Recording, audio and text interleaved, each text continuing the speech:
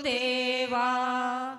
सबके जीवन के तुम हो खेवैया, सबके जीवन की तुम हो खेवैया। तेरे हाथों में है मेरी नैया, तेरे हाथों में है मेरी नैया। दुनिया आती रहे भले जाती रहे, तेरी भक्ति में ये जिंदगानी रहे, जिंदगानी रहे। देवा ओ गुरुदेवा, देवा ओ गुरुदेवा। तुमने इंडिया को भारत बनाया, गौ सेवा में जीवन बचाया। तुमने इंडिया को भारत बनाया, गौ सेवा से जीवन बचाया। प्रतिभा स्थली हर करदा किया, ये दुनिया तेरी ही दीवानी रहे, दीवानी रहे। देवा ओ गुरुदेवा, देवा ओ गुरुदेवा। आके दर पर तेरे कुछ सुना कर, याद बीते दिनों की बता कर। आके दर पे तेरे कुछ सुना कर, याद बीते दिनों की बता कर।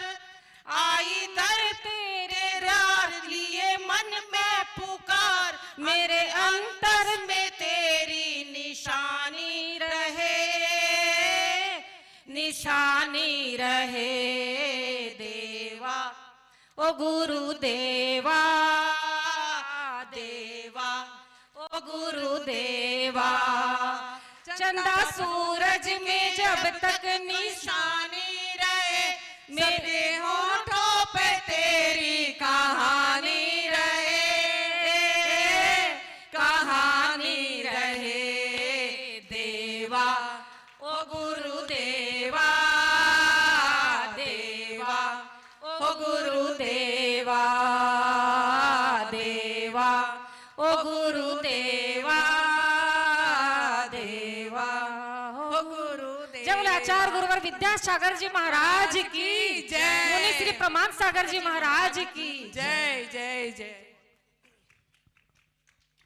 रितु दीदी, ज्योति दीदी और संगीता दीदी जो आज हमारे बीच में मौजूद हैं, मैं उनको पूरे आदर के साथ आमंत्रित करता हूं कि आज के इस कार्यक्रम को आगे बढ़ाने के लिए आप आचार्य भगवंत के समक्ष जो दीप रखा उसको दीप को प्रज्वलित कर करके इस सभा को प्रारंभ करें। तीनों दीदियों से मेरा पुनः निवेदन है, आए आप आगे आए।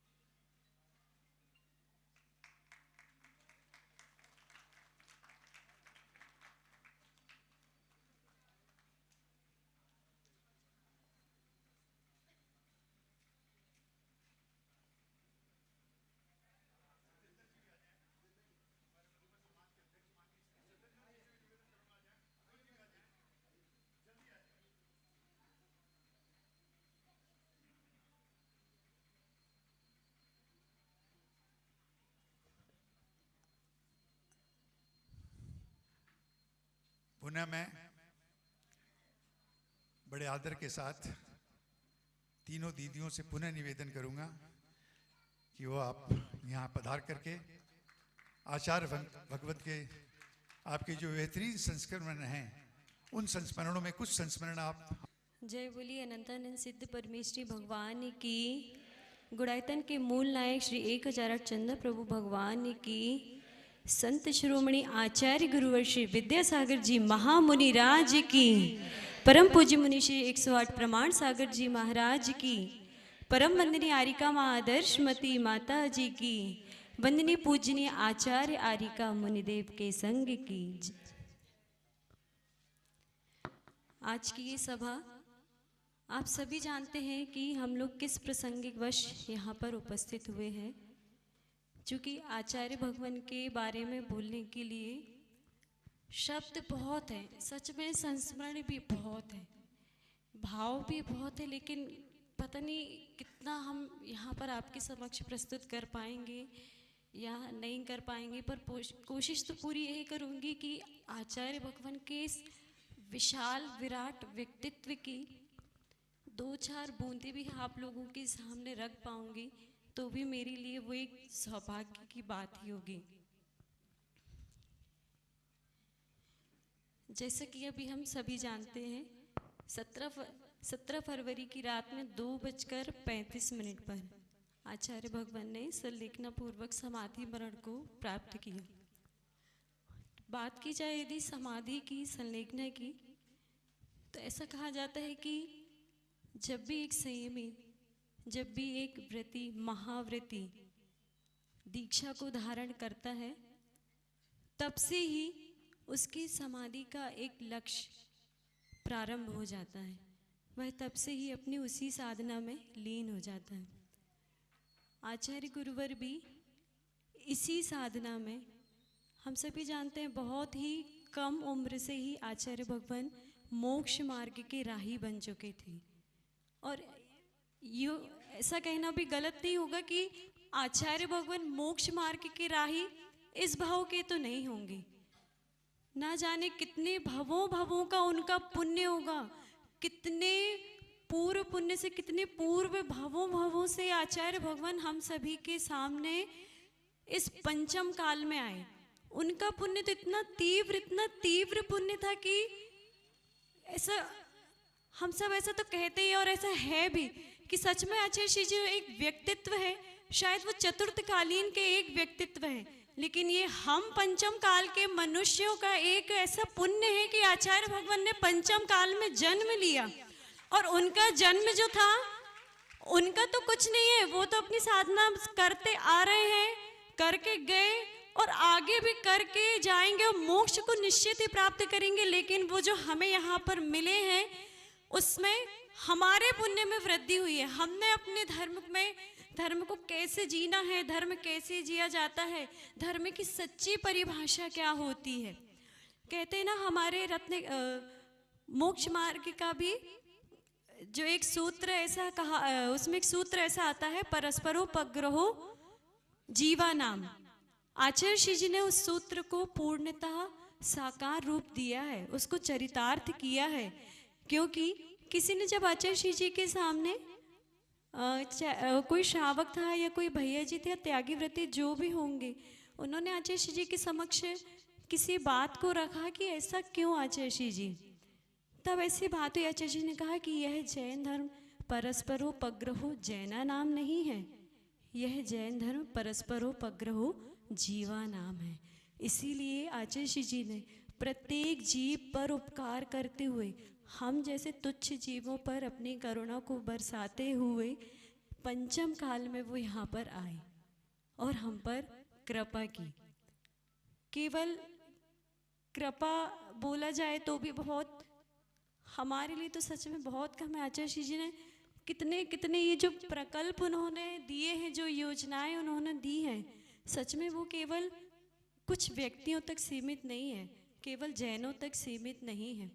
उन्होंने आगे के देश के भविष्य को देखते हुए, क्योंकि आचार्य श्री जी के मन में एक पीड़ा तो ऐसी रहती थी कि जो हमारा भारत है वर्तमान में जिस आधुनिकता चकाचौंध की ओर दौड़ रहा है, जिस ओर बढ़ रहा है, हमारा भारत पहले कैसा था वैसा भारत, भारत प्रति भारता मनुजो मानवो भूयाता, मतलब भारत जो है वो जैसे पहले था, जैसी पहले से प्रतिभाएं थी, आप भारत का इतिहास उठाकर देखेंगे तो भारत हमेशा सबसे अग्रणी देश माना गया है।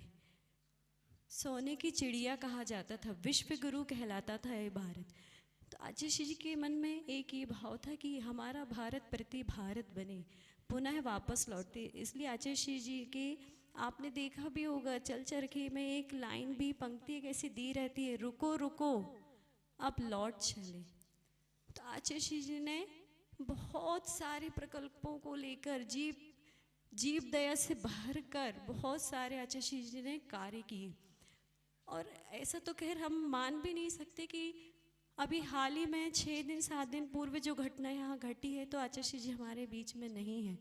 उन्होंने जो प्रकल्प हमें दिए हैं, जो सूत्र हमें दिए हैं, जो गुरु आज्ञा हमें मिली है, उन सूत्रों पर, उस गुरु आज्ञा पर हम जीवन भर चलते रहेंगे। गुरु जी हमेशा हमारे साथ हैं, सदैव हमारे साथ रहेंगे। बल्कि हमारा अब ये दायित्व और अधिक बढ़ जाता है कि जब तक गुरुजी थे तब तक तो हम सभी बहुत ही निश्चिंत थे, कुछ भी होता था, है ना, आचार्य जी तो है, आचार्य जी तो है, आचार्य जी देख लेंगे, आचार्य जी ने बोला है वो तो हो गई होगा। लेकिन अब हमारा दायित्व और अधिक बढ़ जाता है। आचार्य जी तो हैं, अभी भी है, वो देख रहे थे और अभी भी देख रहे हैं। लेकिन बस अब हमें अपने कार्य को दुगनी रफ्तार के साथ, दुगनी गति के साथ आगे तक लेकर जाना है, क्योंकि अब वो प्रतिपल हमें देख रहे हैं और हमारा ये दायित्व होता है। ऐसे कहते हैं ना कि एक पिता के जाने के बाद उसका सारा भार उसके पुत्र के कंधे पर आ जाता है, और एक पूत को सपूत तभी कहा जाता है जब वो अपने पिता के द्वारा प्रदान किए गई जिम्मेदारी को और आगे तक बढ़ाकर ले जाए। आप लोगों की भाषा में ऐसा कहते हैं कि यदि एक पुत्र अपने पिता के व्यापार को बहुत आगे तक लेकर जाता है तो हम मानते हैं कि हाँ, पिता के जाने के बाद उनके पुत्र ने उनके परिवार को, उनकी प्रथा को, उनके रीति रिवाजों को, उनकी दी गई जिम्मेदारी को बखूबी निभाया, उसको आगे तक लेकर गए। फिर यहाँ तो आचार्य भगवान के लिए ना एक पुत्र है ना एक पुत्री है, पूरा देश, पूरा भारत देश, देश की क्या बात कहें, पूरा विदेश ही हम सब मिलकर उनके पुत्र पुत्रियों के समान है। इसलिए हम सभी का दायित्व दुगना तिगना चौगुना, जितना आप मानो 10 गुना 20 गुना, वो सब अब बढ़ चुका है कि हम सब मिलकर एकता के साथ, आचार्य जी को एकता का सूत्र बहुत ही पसंद है। उनको लगता है कि जो भी कार्य हो वो एकता में बंद, तो वो लोग भी मिलकर आचार्य जी के सपनों को पूरा कर सकते हैं। तो हम सब भी, उन्होंने कहा ना कि दीदियों को तो आचार्य जी का बहुत मिला है, बहुत प्रसंग मिले हैं, बहुत संस्मरण आचार्य जी के हम लोगों के साथ बने हैं। तो बहुत प्रसंगों में से एक छोटा सा प्रसंग ऐसा है जो हम लोगों को, जब अभी यहाँ शिखर जी आना था, शायद ही बहुत कम लोगों को ज्ञात होगा, और होगा भी तो बहुत अच्छी बात है कि यहाँ पर जब मुनि श्री प्रमाण सागर जी महाराज जी यहाँ पर विराजमान थे तो उन्होंने आचार्य जी के समक्ष जो भी गुरुओं की आपसी बात रही होगी हथकरघे को लेकर, तो यहाँ पर हथकरघे का प्रारंभ होना था। तो उस प्रारंभ के लिए हम लोग, जैसे कि 3 दीदियों के नाम लिए गए, तो हम तीनों दीदी को हथकरघे के यहाँ पर प्रशिक्षण के लिए आना हुआ। तो उसके पहले हम लोगों को आचार्य भगवान के दर्शनार्थ हेतु हमारी बड़ी दीदी हमें लेकर गए। उसमें भी आचार्य जी का स्वास्थ्य जो था वो पूर्णतः स्वस्थ तो नहीं थे, परंतु कुछ ऐसी चीज़ें होती हैं, कुछ ऐसे कार्य होते हैं जो आचार्य जी के चेहरे पर बहुत अधिक वाली प्रसन्नता पैदा कर देते हैं। तो जब दीदी हम लोगों को लेकर गए और बताया कि आचार्य जी ये बहनें हैं और ये शिखर जी में हथकरघे का और हस्तशिल्प का लोग प्रशिक्षण देने के लिए जा रहे हैं, जैसे आचार्य जी ने सुना, उस अस्वस्थता में भी आचार्य जी ने जैसे हम तीनों दीदियों को देखा, इतना भर भर के आशीर्वाद दिया। और आचार्य जी बैठे थे अपने पार्टी के ऊपर और एक टेबल थी, हम लोग टेबल के उस तरफ बैठे हुए थे, पार्टी की उस तरफ। तो आचार्य जी ने जैसे हम तीनों को देखा, आचार्य जी ने ऐसे हाथ उठाया, बोले एकता में रहकर कार्य करना है आप लोगों को, जीवन जीने के हम लोगों को सूत्र दिए कि वहाँ आप लोगों को बिल्कुल समय से रहना है, समय से खाना है, समय से पीना है, समय पर सोना है। आप लोगों को बहुत प्रशिक्षक आएंगे वहाँ पर, आप लोगों को बहुत अच्छा प्रशिक्षण देना है। जैसे जैसे प्रशिक्षार्थियों की संख्या बढ़ती जाएगी वैसे वैसे हम प्रशिक्षकों की संख्या भी बढ़ाते जाएंगे। शिक्षण का बहुत बहुत फैलेगा। ये गुरु की दूरदृष्टि थी कि जो उन्हें क्या झलक रहा था ये हम लोगों की समझ में तो खैर बहुत ही दूर है। हम सब इतने अज्ञानी हैं कि हम ये जानते भी नहीं कि गुरुजी क्या कह रहे हैं। हम तो बस सिर्फ सुनते जा रहे थे कि हाँ गुरुजी हमें मिल रहे हैं और गुरुजी ने हमें ऐसा समय दिया, गुरुजी ने ऐसा सूत्र दिया है हमें शिखर जी के लिए, आचार्य जी के लिए। शिखर जी के चल चरखा एक कहना चाहिए अभी तक की अस्वस्थता में एक आखिरी उनकी ऐसी खुशी थी, क्योंकि जब यहाँ पर हथकरघे का प्रारंभ हुआ और हथकरघे का प्रारंभ यहाँ पर 22 जनवरी को हो चुका था। 22 जनवरी को कलश स्थापना वगैरह होके पूरी स्थापना हुई।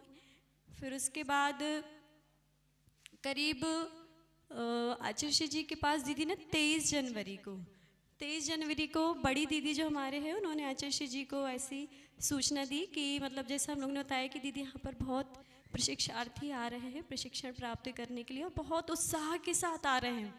बहुत ही उनमें एक उम्मीद है कि हाँ उन्हें यहाँ पर कुछ ऐसा एक जीवन जीने को मिलेगा, एक अहिंसात्मक जीवन जीने की पद्धति उन्हें प्राप्त हो जाएगी। तो जब दीदी ने आचार्य जी को बताया ऐसा कि आचार्य जी वहाँ पर बहुत प्रशिक्षार्थी आ रहे हैं प्रशिक्षण लेने के लिए, आचार्य जी बहुत प्रसन्न हुए आचार्य जी। दीदी ने हम लोगों से अभी ऐसा काम जब गए तब दीदी ने बताया कि जब बोले अभी आचार्य जी की अस्वस्थता के कारण आचार्य जी ज़्यादा तो ऐसे किसी को मिल भी नहीं रहे थे, लेकिन जब शिखर जी के लिए बताया ना हम लोगों ने तो दीदी ने कहा आचार्य जी इतने प्रसन्न हो गए, इतने प्रसन्न कि शायद दीदी ने कहा ये आखिरी खुशी थी जो शिखर जी चल चरखे के माध्यम से आचार्य भगवान को प्राप्त हुई है। और जब यहाँ जो प्रशिक्षण केंद्र खोला हुआ है उस प्रशिक्षण केंद्र में जब हम लोगों ने अपने यहाँ जो महिलाएं रोजगार प्राप्त करने के लिए आती हैं उनको जब उनसे प्रार्थना करवाई गई तो यहाँ पर भैया लोगों ने जिनने भी प्रार्थना का एक छोटा सा एक वीडियो बनाकर आचार्य जी को वहाँ दिखाया कि आचार्य जी देखिए वहाँ पर ऐसे महिलाएं आ रही हैं, ऐसे वो लोग प्रार्थना करते हैं, ऐसे वो लोग सीख रहे हैं सब कुछ। आचार्य जी इतने प्रसन्न। ये बात है अभी 5 फरवरी की बात है, अभी 15-20 दिन पहले की ये बात है। आचार्य जी बहुत प्रसन्न। आचार्य जी ने उनकी प्रार्थना देखी, सुनी, एक एक को देखा। आचार्य जी ने कहा ये लोग तो एक कदम आगे चल रहे हैं। आचार्य जी बोले ये लोग वहाँ पे, आचार्य जी ने कहा सब हो जाएगा वहाँ पे, बिक्री भी पूरी वहीं की वहीं हो जाएगी। ऐसे आचार्य जी खुश। दीदी ने कहा बस उसके बाद फिर और कहीं की किसी की भी मतलब इस प्रकार से बात सुनने में नहीं आई। आचार्य ने दीदी ने कहा जो आप लोगों को आचार्य ने एक अंतिम खुशी आप लोगों ने प्रदान की है और ये खुशी केवल हम 3 बहनों की नहीं है, ये खुशी जो है ये प्रसन्नता आचार्य जी की जो मुख की है ये पूरे विश्व की है। शिखर जी मैं तुम्हें मानती हूँ सच में एक अतिशय क्षेत्र सिद्ध क्षेत्र, यहाँ पर रहने वाले लोगों के भी पुण्य की बहुत सराहना की जाती है कि जो इन सब चीज़ों में बहुत योगदान दे रहे हैं। विशेष रूप से पूज्य मुनीषी 61 प्रमाण सागर जी महाराज जी जिनके प्रयासों से यहाँ पर ये ऐसा कार्य संभव हो सका। तो इसीलिए अब थोड़ा सा मतलब ये तो एक संस्मरण था जो उन्होंने कहा कि आप एक संस्मरण बताएंगे। ये संस्मरण हमारे जीवन के लिए भी बहुत विशेष संस्मरण है ये वाला। यहाँ आने से पहले जो आचार्य जी ने हमें सूत्र दिए वो हमारे लिए जीवन भर के लिए, हमारे लिए कि हम पूरी बहनों के लिए, पूरे विश्व के लिए ये एक सूत्र है जिनसे हम धीरे धीरे अपने जीवन को भी एक साधना के पथ पर वृद्धिंगत कर सकते हैं। रही बात आचार्य जी की संलेखना की, तो जितना मैंने भी अपने जीवन काल में देखा है, जितना मैंने सुना है और साक्षात अपने आचार्य भगवान को देखा है, एक ही चीज़ निकलती है कि जो ये संलेखना हुई, जो ये समाधि हुई है, ऐसी समाधि इस पंचम काल में ना भूतो ना भविष्यति कभी नहीं हो सकती। ऐसी संलेखना समाधि किसी की भी नहीं हो सकती, क्योंकि आचार्य जी ने जो समाधि ली है हमारे यहाँ जैन धर्म के अनुसार, आगम के अनुसार कुछ मरण की संख्या निश्चित की गई है जो मरण होते हैं उसमें मरण के अलग अलग परिभाषाएं भी हैं। तो उसमें एक मरण आता है इंगिनी मरण। इंगिनी मरण से तात्पर्य होता है कि जब छपक, जो समाधि ले रहा होता है उसे छपक कहा जाता है। तो जो छपक होता है वो ना तो स्वयं के लिए कुछ करता है और ना ही कभी किसी से करवाता है। बाह्य वृत्ति संबंधी चीज़ें भी, सेवा भाव आदि, ना तो वो स्वयं अपने उपचार के लिए कुछ करेंगे और ना वो किसी से करवाएंगे। बिल्कुल ऐसा ही आचार्य जी की जो उत्कृष्ट साधना थी, आचार्य जी ने अभी शायद दिखाएंगे, यहाँ पर आप लोगों को एक छोटी क्लिप के माध्यम से दिखाया जाएगा। आचार्य जी की जो साधना थी, आचार्य जी ने 14 तारीख को, आप लोग भी देखते होंगे, डोंगरगढ़ से प्रतिदिन छोटे छोटे आचार्य जी के दर्शन देते हुए, आशीर्वाद देते हुए के वीडियो प्रसारित किए जा रहे थे। वहाँ से 14 फरवरी 2024 को आचार्य जी के आशीर्वाद की एक अंतिम झलकी हम लोगों को वीडियो के माध्यम से दिखी होगी। हम लोगों ने भी जो आपने देखा वही हमने भी देखा कि आचार्य जी सबको आशीर्वाद दे रहे हैं। उसके तुरंत बाद उसी क्लिप में आप दोबारा देखिएगा, यदि आप लोगों ने ध्यान दिया हो तो ठीक है, यदि नहीं तो आप उसको पुनः देखने की कोशिश करिएगा। आचार्य जी ने जैसे ही सबको आशीर्वाद दिया, उसके बाद आचार्य जी ने, चूँकि उन्होंने आचार्य पद का त्याग कर चुका था, पूज्य मुनीषी योग सागर जी महाराज जी से हुई चर्चा के उन्होंने आचार्य पद त्याग कर दिए थे, इसलिए उन्होंने फिर अपने सिंहासन का प्रयोग बिल्कुल भी नहीं किया।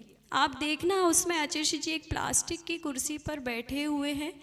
आचार्य जी ने आशीर्वाद देने के बाद पिछी उठाई और उस पिछी को उठाकर अपने माथे से ऐसे लगाया। यदि आप लोगों ने ऐसा ध्यान दिया होगा तो इसका क्या था आशय? आचार्य जी ने तो अपने मन में बिल्कुल ठान ही लिया था, संलेखना के लिए, समाधि के लिए उन्होंने तो बिल्कुल निश्चित कर लिया। और वो रत्नत्रय के एक ऐसे राही है कि जिस पथ पर वो चले गए उससे वापस पुनः लौटने का उनने ना सोचा ना ही कोई प्रयास किया। उन्होंने ऐसा कहा था कि जब, मतलब पहले हम बात पूरी कर लेते हैं पिछी की, तो आचार्य ने जो पिछी उठाकर अपने माथे से लगाई वो अब समझ में आती है कि उस पिछी उठाने का आशय क्या था। उस समय तो हमें लग रहा था कि आचार्य जी हाँ आए, आशीर्वाद दिया, या तो देव वंदना की होगी या जो भी उनको जो भी लगा होगा अनुकूल वैसा उन्होंने किया। लेकिन ये चीज़ अब समझ में आती है, जब उसके अर्थ अब समझ में आते हैं कि आचार्य जी ने यम संलेखना उस दिन धारण कर ली थी 14 तारीख के दिन। यम संलेखना मतलब बिल्कुल दृढ़ पक्के जाना, कुछ भी हो जाए अपने उससे अब बिल्कुल भी नहीं हिलना, अपने संकल्प को बिल्कुल धारण कर लिया उन्होंने। इसलिए उन्होंने जो पिछी उठाकर अपने माथे से लगाई, उन्होंने उस समय सब जीवों से क्षमा मांगी। ये एक ऐसा गुण होता है आचार्यों में, हर एक छपक में होता है कि जब हमारा अंतिम समय होता है तो हम सबसे क्षमा मांगते हैं और सबको क्षमा करते भी हैं।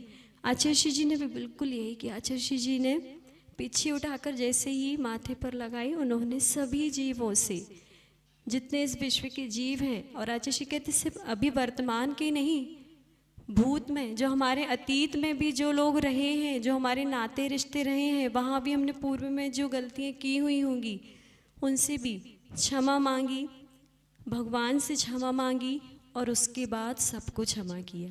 और 14 तारीख के बाद से आचार्य जी के फिर दर्शन का कोई भी दृश्य ऐसे देखने में नहीं आया, क्योंकि जब उन्होंने आचार्य पद का त्याग किया, सबसे क्षमा मांगी, यम संलेखना को धारण कर लिया, उसके बाद से आचार्य जी ने फिर 3 दिन का उपवास धारण कर लिया, उपवास किया और मौन साधना भी स्वीकार कर ली। साथ ही साथ अपने सभी शिष्यगणों को उन्होंने प्रायश्चित, आशीर्वाद इत्यादि सब देना बंद कर दिया, क्योंकि जब एक आचार्य अपने आचार्य पद का त्याग कर देते हैं तो वो फिर इन सब चीज़ों को नहीं अपनाते, फिर वो उसका अधिकारी अपने को नहीं मानते। तो आचार्य जी ने भी बिल्कुल ऐसा ही किया, उन्होंने सभी चीज़ों का त्याग कर दिया, अपने शिष्यगणों का भी समझ लीजिए, क्योंकि जब उनका स्वास्थ्य बहुत अधिक खराब था तो चारों ओर से संघों ने विहार करना शुरू कर दिया।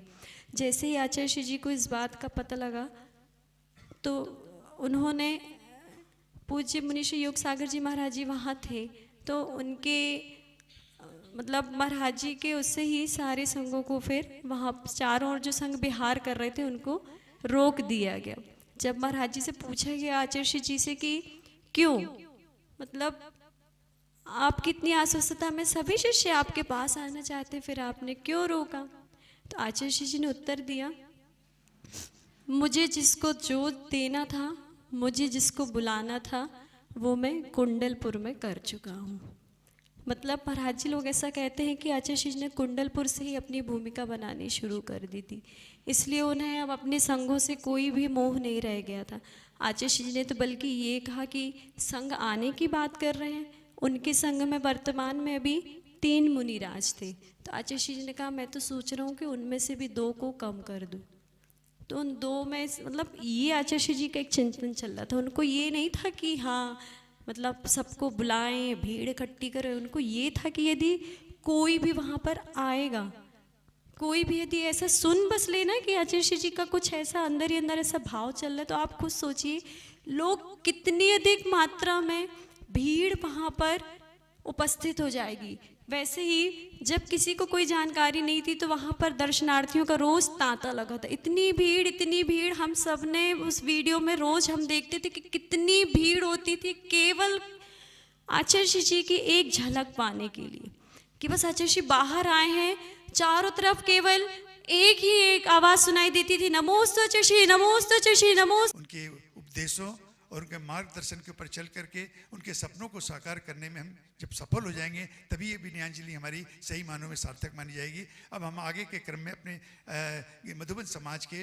माननीय अध्यक्ष श्री सत्येंद्र जी जैन से मैं निवेदन करूंगा कि वो आकर के अपने 2 शब्दों के अंदर, समय सीमा हमको कोई अनेक वक्ता यहाँ पर मौजूद हैं, सभी को अवसर मिलना है, तो सत्येंद्र जी आएँ और 2 शब्दों में आचार्य भगवंत के प्रति अपना उद्गार रखें। सत्येंद्र जी, मधुबन समाज के अध्यक्ष।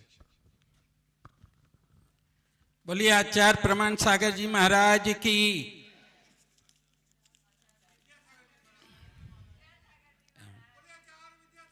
आचार्य भगवंत श्री विद्यासागर जी महाराज की। मोक्षगामी अनंत आचार्य भगवंत जिनवाणी के साधक, करुणा के सागर, मूक पशुओं को अपनी करुणा देते थे।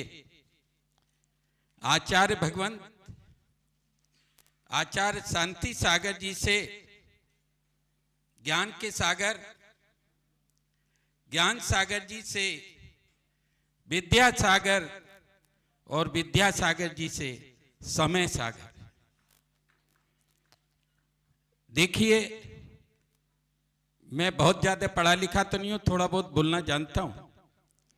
तो आचार्य श्री के संस्करण की बात हुई, बहुत छोटा था, आचार्य श्री महावीर जी में पधारे थे। मैं महावीर जी रहता था, हम लोग वहां लाइट नहीं थी, प्रवचन सभागार में जाके सो जाते थे दिन में, क्योंकि लाइट और पंखे वहीं चलते थे। आचार्य श्री का आगमन हुआ, थोड़े अस्वस्थ थे उस समय, गर्मी बहुत थी, मई जून की गर्मी थी। हम लोग वहीं जाके सोते थे। हम लोग वहां जाके सो गए। पंडित जी, मूलचंद जी पंडित जी बोले भागो यहाँ से, अब आज के बाद यहीं नहीं आना। वो आचार्य श्री सुन ली। बाहर थे, भक्त लोग साथ में थे, भैयावृत्ति चल रही थी, थोड़े अस्वस्थ थे। तो आचार्य श्री ने आवाज सुनी तो बोले, ये बच्चे रोज आके यहीं सोते होंगे, इनको मना मत करना, इनको मना मत करना। हम लोग भी सुन लिए और फिर उसके बाद तो खैर सोने का सवाल नहीं था। और जहां तक शिखर जी की बात है, तो मैं पहली भी विनयांजलि में बोल दिया कि आचार्य श्री 83 में यहाँ मौजूद थे। लोगों ने 81 लिख दिया अखबारों में, लेकिन ये सच्चाई नहीं है। 83 में मैं मार्च में जब मैं यहाँ आया, जब अपने व्यवसाय हेतु, तो आचार्य श्री शिखर जी से ईश्वरी विहार कर चुके थे। ईश्वरी किस कारण से किए, ये तो यहाँ का समाज उस समय का जो मौजूद था वो जानेगा। और हम लोग, मैंने 20 पंथी कोठी में आचार्य श्री के दर्शन किए। वहाँ वर्णी जी की समाधि में भी हर दूसरे तीसरे चौथे दिन, बहुत छोटा समाज था और उस समय का शिखर जी का माहौल भी ऐसा नहीं था। और हम लोग जाते थे और आचार्य श्री के दर्शन करते थे। और समाधि में बराबर हम लोग जाते थे, रथ यात्राएं निकलती थी और ईश्वरी का बहुत मनमोहक दृश्य था और वो वहाँ से ही यात्रा करते थे पहाड़ की। और आचार्य श्री के सन्मुख बहुत दर्शन वहाँ हुए, बहुत अच्छा लगा। उस समय ये सैलाब नहीं था, कम था। आचार्य श्री शिखर जी से जो भी सैलाब आया शिखर जी से जाने के बाद आया। न तो शिखर जी की प्रेरणा की बात बता रहा हूँ, दीदी भी बोली हस्तकरघा की बात, शिखर जी से संबंध तो उनका था। अब मधुबन में चतुर्मास नहीं हुआ, ये बात एक अलग है। ये जो स्थितियां हैं, जिनवाणी के साधक इन्होंने चारों तरफ महिलाओं बच्चों के लिए स्कूल खुलवाए। एक गजब जो है इनका समाज के प्रति दर्द था और हर चीज को इन्होंने अपने साधना करते हुए पूरा किया। मूक पशुओं के लिए गौशालाएं खुलवाई और हस्तकरघा जो है लोगों को सूती कपड़े पहनने की प्रेरणा दी। अहिंसा, शाकाहार, और जो बात फिर एक आती है जो कभी कहना मैं भूल नहीं सकता मंचों पे, कि देश का जब उद्धार होगा जब देश का प्रधानमंत्री शाकाहारी होगा। हमारे भारत के प्रधानमंत्री शुद्ध शाकाहारी हैं और देश उन्नति के पथ पर है। और हमारे प्रधानमंत्री ने बहुत कोशिश करी कि इंडिया से इसको भारत बनाया जाए, लेकिन राजनीतिक कुछ पहलू ऐसे हैं जो लोगों ने अपना नाम ही इंडिया रख दिया। तो हम लोग ये चाहते हैं, हमारा जैन समाज, हमारे जो है भारतवर्ष के लोग ये चाहते हैं कि इसका नाम भारत ही रहे। इंडिया अपनी जगह था और चला गया। इंडिया के जो लोग थे वो भी चले गए, उस समय गुलाम था, इंडिया हो गया। तो इसलिए यही विनयांजलि मैं अर्पित करता हूँ आचार्य श्री के प्रति। शिखर जी से नाता उनका था, रहेगा। और आज भले ही सशरीर नहीं है, लेकिन शिखर जी से नाता 20 तीर्थंकरों की मोक्ष भूमि में जरूर रहेगा। बहुत बहुत धन्यवाद सत्येंद्र जी, आपने मन के उद्गार रखे, बहुत ही प्रेरणादायी। मैं उनको तपस्वी तो नहीं कह सकता हूँ, लेकिन एक श्रेष्ठ श्रावक और गुरु चरणों के अंदर लगभग 30 वर्षों का समय उन्होंने आचार्य भगवंत के चरणों में व्यतीत किया। अभी हमारे बीच में हमारा सौभाग्य है, गुनायतन परिवार का सौभाग्य कि हमारे बीच में उपस्थित हैं माननीय इंजीनियर अमृत भैया जी। मैं उनसे निवेदन करूंगा, अगर उनको थोड़े पैरों के अंदर उनको तकलीफ है, वो आ रहे हैं, वो अपने उद्गार, संक्षिप्त उद्गार। पंक नहीं पंकज बनो, मुक्ता बनो नसीब, गुरुपद पद्म जलता रहूं और रहूं गुरु आधीन। जब बोलिए 108 गुरुराचार्य विद्यासागर जी महाराज की जय। देखिए 30 बरस के संस्मरण तो इतना है कि पूरे पुराण भर जाएं, परंतु मेरे जीवन का एक बहुत बड़ा पुण्य है कि मैं इंजीनियर था, शादीशुदा था, परंतु उन्होंने मेरे कुछ सर्टिफिकेट मंगवाए और 1993 में उनका प्रथम चतुर्मास था रामटेक में, और वहाँ मुझे पहला साक्षात्कार हुआ और उन्होंने मुझे वहीं बिना पत्नी को पूछे 4 बच्चों के होते हुए ब्रह्मचर्य दे दिया। आप देखिए ताजू भाई तो 2 दिन में 2 प्रतिमाएं दे दी, 7 प्रतिमा तो बाद में दी 3 साल बाद। और उन्होंने मुझे क्यों दी? उन्होंने कहा आपको एक काम सौंप रहा हूं। उनके हृदय में जीवों के प्रति इतनी करुणा थी कि अहिंसा का काम मुझे सौंपा और मेरा जो ट्रस्ट बनाया उसका नाम भी उन्होंने श्री अहिंसा आर्मी मानव कल्याण जीव दया चैरिटेबल ट्रस्ट दिया। और उन्होंने कहा कि आपको सुप्रीम कोर्ट जाना है और वहां पर भारत में इस संविधान को अमेंड करवाना है। अरे मैंने कहा प्रभु मैं तो इंजीनियर हूं, मुझे इंजीनियर का काम सौंपो। बोला कुछ नहीं, आपके भाग्य उनको ऐसा ज्ञान था। तो मैंने कहा प्रभु कैसे? तो फिर मुझे लॉ पढ़ना पड़ा। पहले तो 3 साल पहले समय से के बाद भेजा, तत्वावधान पड़ा 3 साल मुझे अपने पास रखे, ट्रेन किया और फिर सुप्रीम कोर्ट भेज दिया। वहाँ आचार्य के एक परम शिष्य थे सौभाग्यवती जी जैन साहब जस्टिस से, उनका आशीर्वाद मिला और उन्होंने अपने पुत्र श्री सुशील जैन साहब से मेरी मुलाकात कराई। वो आज भी हैं, यहाँ आने वाले भी हैं, वो अब तो सीनियर बन चुके हैं। उनका पूरा परिवार, भाभी जी, बच्चे, बच्चे की बहू, सभी एडवोकेट हैं। उन्होंने ये केस वहां लड़ा, हमें 10 साल करीब लगे, पर सुप्रीम कोर्ट से गो हत्या बंद करने का 7 जज की संविधान खंडपीठ से आदेश प्राप्त हो गया। मैं जब ये जजमेंट लेकर के बिना वारा चतुर्मास चल रहा था तब वहां पहुंचा और ये जजमेंट आचार्य सिंह के चरणों में रखा। पिछली पर का दिन था तो आचार्य सिंह ने कहा, देखो मैं सुप्रीम कोर्ट गया और ब्रह्मचारी तो मेरे शिष्य, इनको मेरा प्रतिनिधि बना करके भेजा और मैं आज जीत गया हूं। और वो जजमेंट उनके पास ही रहा। वो तो कुंडलपुर का केस आया तो मुझे वापस दिया। ऐसे कई संस्मरण हैं, परंतु मैं आचार्य सिंह की उपस्थिति में उनके गुणानुवाद के कुछ गुण गाता था। ये मेरी आदत थी, क्योंकि मुझे उनको छोड़ करके घर तो छोड़ चुका था, मैं गृह त्यागी हो चुका था, साथ में हो चुकी थी। मुझे दिल्ली लाल मंदिर में रहकर सुरंग लड़ना पड़ा, तो मैं वहाँ रोज पूजा करता था, उसमें उनके गुणानुवाद करता था। 108 विद्यासागर हैं, सब तो नहीं बोल सकते समय अभाव से, इसलिए मैं कुछ गुणों को याद करता हूँ। वो गुण में आचार्य सिंह के सन्मुख भी बोलता था, जयकारा लगाता था। आप भी एक एक गुण पर जय हो 3 बार बोल के अनुमोदना करके साथी से पुण्य का अर्जन कीजिए। और गुरुदेव जैसे वहां मुस्कुराते थे, मुझे पूर्णिमा माता जी ने बोला, दीदी बोलती थी आचार्य जी बहुत गंभीर है। मैंने कहा अच्छा। मैं जब खड़ा होता और ये बोलता तो आचार्य जी ऐसी मुस्कुराहट देते थे, ऐसी मुस्कुराते थे, क्या बताऊं। देखो आज आचार्य जी फिर मुस्कुराएंगे। ओम 108 गुरुवर आचार्य श्री मुनिंद्राय जय हो जय हो जय हो। अजी आत्मज्ञानी, अजी परम तपस्वी,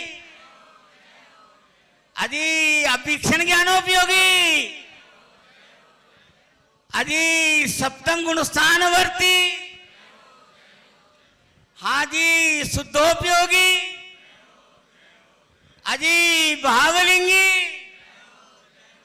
हाजी संत शिरोमणि। और उनके तो कई प्रकल्प थे, पर सबसे बड़ा काम उन्होंने ऐसा किया कि अपने साधुओं को, अपने शिष्यों को अपने जैसा बना दिया। उनमें से एक उदाहरण हमारे सामने पूज्य प्रमाण सागर जी स्वयं मौजूद हैं।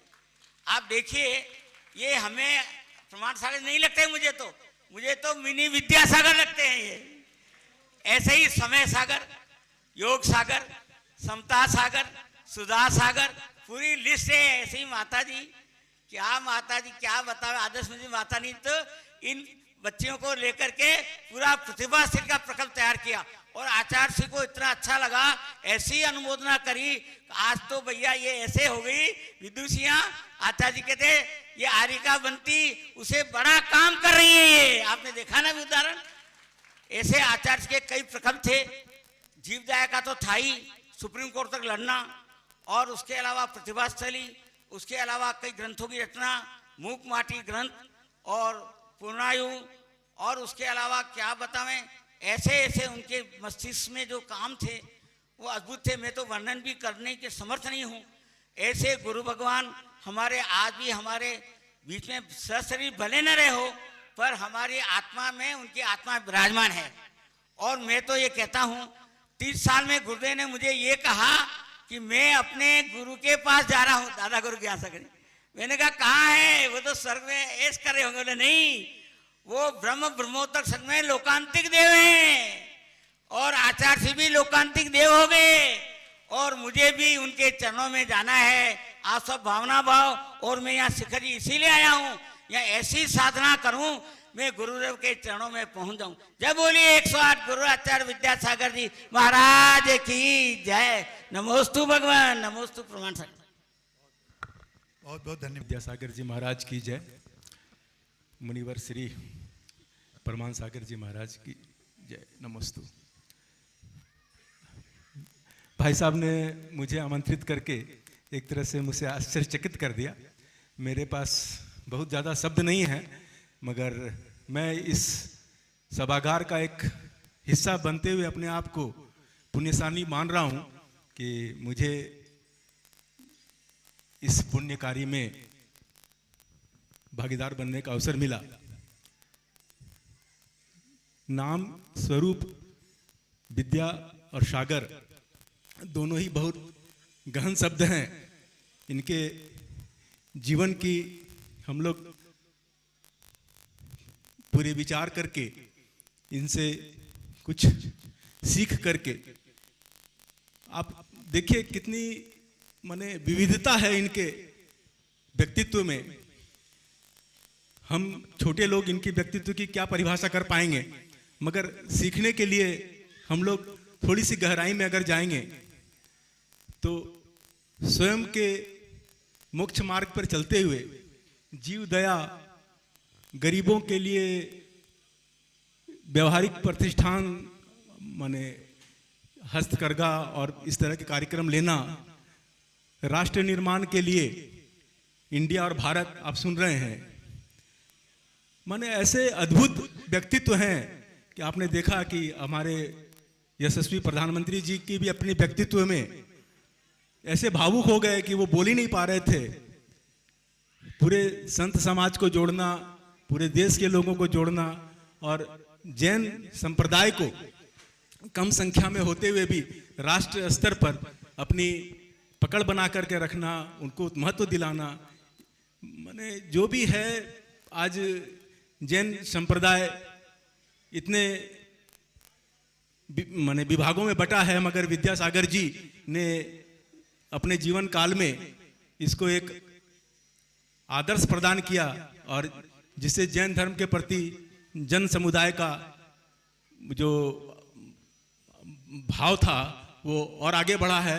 और इन्हीं विचारधाराओं के साथ में हम लोग गुणायतन के माध्यम से, सेवायतन के माध्यम से और इसको आगे बढ़ाएंगे। मैं अपनी तरफ से पूरे तन मन से इसमें लगने की आशा करता हूं और मैं पूरी गुणायतन ट्रस्ट को फिर से धन्यवाद देता हूं मुझे अवसर देने के लिए। धन्यवाद। धन्यवाद प्रदीप जी। मैं अगले वक्ता आचार्य श्री विद्यासागर जी महामुनिराज जी की जय, मुनि संघ की जय। अभी सब लोगों ने अपने अपने आचार्य श्री के बारे में अपने उद्गार, उनके गुणों को गुणानुवाद को कहा। उनके बारे में कहना, उनके लिए अपने भावों की अभिव्यक्ति करना और कम समय हो, कम शब्द हो तो बहुत ही कठिन है। उनके इतने गुण हैं, जैसा अभी दीदी जी ने कहा था, मैं तो उनके सब बातों को सुनती ही रह गई। सभी उनके बारे में जानते हैं। उन्होंने देश के लिए, समाज के लिए, सभी के लिए बहुत काम किया। लेकिन एक बात जो मैं उनसे बहुत प्रेरित हूँ, वो चतुर्मुखी मतलब व्यक्तित्व के धनी थे, लेकिन साथ ही साथ वो अंतर्मुखी थे। वो जितना बाहर से थे उतना ही अंदर से थे। उन्होंने बाहर के लिए जो कुछ किया उससे ज़्यादा अपनी आत्मा का कल्याण के लिए उन्होंने बहुत कुछ किया।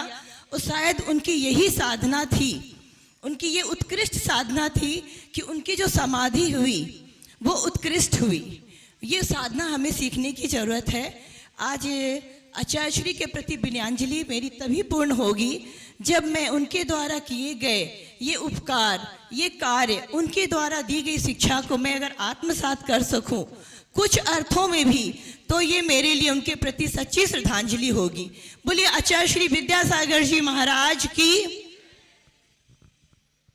धन्यवाद श्रीमती शशि शाह। अब मैं एक बहुत ही बड़ी से अपने तरीके से प्रचार प्रसार करने का जिनको श्रेय जाता है, हमारे बीच में मौजूद हैं सरबंध संस्कृति संचार अखिल भारतीय महिला महासमिति राजस्थान की श्री शालिनी जी बांकलीवाल। श्रीमती शालिनी जी बांकलीवाल से मैं निवेदन करूंगा कि आएं और अपने विचारों को रखें। हिंदू जब दर्शन करता कह उठता तुमको शंकर, मुस्लिम भाई को दर्शन में लगते गुरु पैगंबर। क्या रूप आपका गुरुवर, क्या रूप आपका गुरुवर अब तक समझ नहीं पाए। जब भी हम दर्शन करते लगते हमको तीर्थंकर, लगते हमको तीर्थंकर, लगते हमको तीर्थंकर। 17 फरवरी की रात को और 18 को सुबह जब उठे तो शायद ही ऐसा कोई व्यक्ति होगा जिसकी आंखें नम नहीं हुई हो। लेकिन जैसा कि आप सब कहते हैं और हम भी कहते हैं कि मेरा देश भारत महान है, वो इसलिए नहीं कि यहाँ पर पर्वत नदी नाले पहाड़ है, बल्कि इसलिए कि यहाँ ऐसे संत हैं, विद्यासागर जैसे संत हैं जिन्होंने अपने संयम त्याग तपस्या की त्रिवेणी के साथ इतनी करुणा इतनी दया सबके प्रति दिखाई। जैसा कि मुझसे पूर्व वक्ताओं ने भी आपको कहा, सबसे बड़ी बात जो मुझे हमेशा लगती है कि आज इस पंचम काल में या इस युग में हम कहें कि हमारी बच्चियां ऐसे भटक रही हैं, ऐसे में प्रतिभा स्थलियों का जो गुरुदेव ने उपकार हम सब पे किया है, वो उपकार जिंदगी भर कोई माँ बाप नहीं भूल सकते। और हस्तकरघा में हमें अहिंसक वस्त्र पहनने का जो संदेश दिया है, हमें स्वस्थ रहने का जो संदेश दिया है, और मानवता का उदाहरण देते देते पशु पक्षियों के प्रति कितनी करुणा थी आचार्य श्री की, आप सब गौशालाओं के माध्यम से जान चुके हैं, सुन चुके हैं। मैं जब भी कभी किसी सभा में या मंच पर मुझे बोलने का अवसर मिलता था तो मैं लोगों को व्यथित देकर ये कहती थी कि आज सारा का सारा संसार अधीर है, आज सारा का सारा संसार अधीर है क्योंकि उनको बचाने वाला ना कोई वीर है। पर मैं कहती थी, दावे के साथ कहती थी कि बंधुओं घबराने की कोई आवश्यकता नहीं, विद्यासागर के वेश में फिर से आए महावीर हैं, फिर से आए महावीर हैं। पर अब मेरे तो शब्द मौन हो गए, मेरे तो बातें खोखले हो गए। लेकिन फिर भी मैं कहती हूँ ये विनयांजलि सभा भी तभी सार्थक होगी कि हम जो आचार्य श्री ने हमें सूत्र दिए हैं उन सबको अपनाएं, उनके साथ चलें, उनको अपनी जीवन में, जैसा दीदी ने बहुत अच्छे से कहा, हमें उनको पूरी दृढ़ता के साथ संकल्प के साथ निभाना है और उन सबको मतलब 10 गुना हमें अपनी ये ऊर्जा हमें लानी है और उन कार्यों को करना है। ऐसा करके ही हम सच्ची श्रद्धांजलि विनयांजलि यहाँ आचार्य श्री के प्रति दे सकते हैं। ऐसे कहते हैं कि हमने अच्छा नसीब पाया है, हमने अच्छा नसीब पाया है, हमारा पुण्य करीब आया है, जिसके दर्शन को देवता भी तरसे, ऐसे संतों का दर्शन हमने पाया है, ऐसे संतों का दर्शन हमने पाया है। अभी अक्टूबर में ही हमें डोंगरगढ़ जाने का जब अवसर मिला, बहुत बार आचार्य श्री के दर्शन का लाभ मिला, लेकिन डोंगरगढ़ गए तो आचार्य श्री प्रवचन के लिए नहीं आ रहे थे। लेकिन जिस दिन हम गए उस दिन आचार्य श्री प्रवचन के लिए आए, तो आचार्य श्री ने आते ही कहा कि आज हमें प्रवचन के लिए नहीं आना था, लेकिन कोई पुण्यशाली जीव यहाँ बैठा है इसलिए हम यहाँ आए हैं। तो हम जो लोग गए थे सब इतने अपने अंदर खुश हो रहे थे, शायद हम ही वह पुण्यशाली जीव हैं जिसकी वजह से आचार्य श्री आज यहाँ मंच पर हम सबको संबोधित कर रहे हैं। तो हम सब अपने आप को पुण्यशाली समझें। हालांकि सिक्के के 2 पहलू होते हैं, बहुत दुखी हैं हम, व्यथित हैं, लेकिन दूसरे पहलू को देखें तो हमारे आचार्य श्री मोक्ष में तीर्थंकर पदवी को जरूर ग्रहण करके हम उस मार्ग पे चलेंगे, ऐसा हम सबका मानना है। और इन्हीं भावनाओं के साथ मैं यही कहकर अपने शब्दों को विराम दूंगी कि सच्ची विनयांजलि यही होगी कि जितनी भी माताएं यहाँ बैठी है, हो सकता है कि आपके बेटे बेटी बड़े हो गए हों, लेकिन पोते पोतियों को उंगली पकड़कर मंदिर जरूर लेके जाना, जिससे कि जैन धर्म की शान जो हमारे विद्यासागर जी थे, हम सबके भगवान जो विद्यासागर जी थे, उनको जैन धर्म को हम आगे आगे युग युग तक चला सकें। उनकी बातों को अपने बच्चों को कहानियों के रूप में रोज सुनाकर, पोते पोतियों को, और उन बातों को बताकर आचार्य श्री के प्रति सच्ची विनयांजलि दे सकें, ऐसी मेरी भावना है। और आपका बहुत बहुत धन्यवाद कि मुझे ये अवसर दिया यहाँ विनयांजलि सभा में बोलने का, इस सिद्ध पे बोलने का। धन्यवाद। माननीय श्री संजीव जैन जी हैं, मैं उनसे निवेदन करूंगा, वो हमारे गुरुदेव परम पूज्य विद्यासागर जी महाराज की, ये मेरा बहुत बड़ा अहोभाग्य कि हम जैसे छोटे बच्चों के लिए इतने बड़े महान विभूति के लिए 2 शब्द बोलने का मौका मिला। तो इस पंचम काल में ये हम लोग का सौभाग्य है। ज्यादा समय नहीं लूंगा क्योंकि अभी बहुत लोगों को बोलना है, लेकिन आदमी सुबह का खाया हुआ शाम को भूल जाता है सुबह नाश्ते में क्या खाए थे। बात 1983 की है, जब आचार्य श्री इसरी बाजार में उनका करीब 9 से 10 महीने का प्रवास रहा था और 18 फरवरी को यहाँ पर एक श्रद्धांजलि सभा हुई थी। उसमें मैंने कुछ अपनी बातें शेयर की थी जो मुझे आज तक मेरे मानस पटल पे अंकित है। 9 महीने के प्रवास के दौरान महाराज जी का लगातार इसरी में चौका रहा और हम लोग छोटे छोटे थे, उम्र होगी करीब 9-10 साल। उसी समय वो दुर्लभ फोटोग्राफ्स मैं सबके सामने बोल रहा हूँ, वो ब्लैक एंड व्हाइट फोटो आज भी मेरे पास है और यही शिखर जी में है। कई ब्रह्मचारी भैया आए कि वो फोटोग्राफ्स देना। अभी 3 दिन पहले प्रभात खबर में एक बहुत बड़ा फ्रंट पे निकला था, आचार्य श्री इस कमरे में समाधि करते थे और इस घर से आहार करके निकल रहे थे। वो मेरे घर की एक तस्वीर थी। आचार्य श्री के बारे में मैं ज्यादा क्या बोलूं, बस इतना मालूम है कि हम लोग सुबह पड़गाहन के लिए जाते थे तो एक मेला सा, एक हुजूम सा मतलब उस समय पुण्य और पाप हम लोग को नहीं मालूम होता था कि पुण्य क्या होता है, पाप क्या होता है। पर यह मालूम रहता था कि कलकत्ता से और जगह जगह से चौका लगता था वहां पर, तो विशेषकर मेरे को पकड़ के खड़ा कर लिया जाता था कि ये लड़का जब यहाँ पर रहेगा तो आचार्य श्री यहाँ पर पड़क जाएंगे। और अपना लालच यही रहता था कि आज इस चौका में अपना पेट पूरा भरेगा और दिन भर फलाहार होगा। तो बस अब ये सब बातें हैं। और कमंडल पकड़ के महाराज जी के साथ आगे आचार्य गुरुवर विद्यासागर जी महाराज की जय नारा लगा के चलना, एक बार ऐसे ही हो गया था। उनकी गूढ़ बातों को हम नहीं जान पाए थे। जब हम आहार करके महाराज जी निकल रहे थे तो रास्ते में एक बड़ी सी गैया आ गई। गैया आ गई तो हम सोचे कि आचार्य श्री के सामने गैया आ गई, उम्र होगी 9-10 साल मेरी भी। मैंने गैया को हल्का सा एक ठपकी सा मार दिया। अब पता नहीं महाराज जी इतने नाराज हुए कि आहार करने के बाद वो इस तरह से आश्रम के ऊपर कमरे में बैठते थे, तो बहुत देर तक बात नहीं किए। तो बाद में हमको और ब्रह्मचारी भैया जी लोग वगैरह बताए, तुमने जो गैया को जो मारा वो महाराज जी इसीलिए निराश है और इसीलिए तुमसे बात नहीं कर रहे हैं। तो उस समय आप समझिए कि 40 साल पुरानी घटना, और आज महाराज श्री का जो गायों के प्रति जो आज प्रेम है आपके सामने दिख रहा है। भारतवर्ष के अंदर जितनी गौशाला जो चल रही है उनके आशीर्वाद से, महाराज जी के आशीर्वाद से चल रही है। मैं ज्यादा समय नहीं लूंगा, इतना कहना चाहता हूँ, बहुत महान विभूति थे, हमारे गुरुदेव थे। अभी एक भारतवर्ष में मांग चल रही है उनको भारत रत्न देने की। अगर वो उनके रहते रहते मांग उठती तो वो शायद नहीं मानते, लेकिन हम वक्तम से ज्यादा लिखतम पे विश्वास करते हैं। हर आदमी सोशल मीडिया से जुड़ा हुआ है, तो जितने भी लोग हैं एक मेल प्रधानमंत्री कार्यालय को भेजें ताकि अपने जैन समाज के लिए एक गौरव की बात हो कि आचार्य श्री को मरणोपरांत भारत रत्न की उपाधि दी गई। जय जिनेन्द्र, धन्यवाद। धन्यवाद।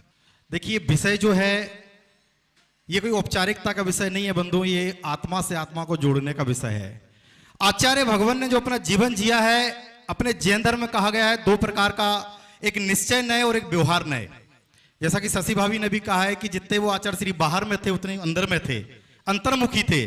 तो मैं सिर्फ यही कहना चाहता हूं कि ये जो विनयांजलि सभा है इसको एक फॉर्मेलिटी, एक व्यवस्था मत देखिए। ये आचार्य श्री का जो जीवन है, ये जीवन दशा बदलने वाला है, दिशा और दशा दोनों। आचार्य श्री के मुखारबिंद से मैंने बहुत पहले सुना था, मैं बहुत छोटा था, मध्य प्रदेश से मैं बिलोंग करता हूं, रहने वाला हूं।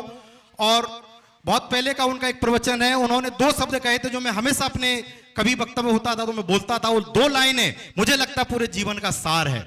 खुद आचार्य श्री के मुखारबिंद के 2 शब्द हैं, एकदम गांठ बांध लीजिए आप, आपका जीवन बदल जाएगा।